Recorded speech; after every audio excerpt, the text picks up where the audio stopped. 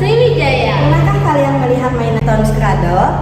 Ketika satu bola ditarik dan dilepaskan, maka bola yang ada di ujung lain akan bergerak naik hampir setinggi bola awal.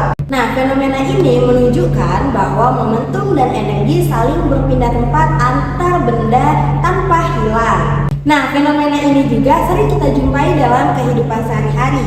Dalam karakteristik energi kinetiknya, tumbukan dibedakan menjadi 3, yaitu yang pertama tumbukan elastis, yang kedua tumbukan tidak elastis, dan yang ketiga tumbukan recoil. Tumbukan yang pertama yaitu adalah tumbukan elastis, yang mana tumbukan elastis ini momentum dan energi kinetiknya tetap kekal.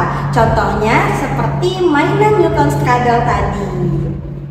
Yang kedua ada tumbukan tidak elastis, di mana tumbukan tidak elastis ini momentumnya itu kekal, tetapi energi kinetiknya itu tidak kekal karena energinya itu akan berubah ke dalam bentuk lain seperti bunyi, panas, dan deformasi. Nah, contohnya itu adalah tabrakan antar pemain bola atau plastisin yang saling menempel akibat tumbukan. Tiga adalah tumbukan recoil, di mana tumbukan ini ketika dua benda itu yang awalnya diam atau bersentuhan akan saling mendorong akibat gaya internal. Nah, contohnya itu adalah roket, di mana gasnya itu akan terdorong ke belakang, sedangkan roket itu akan terdorong ke depan.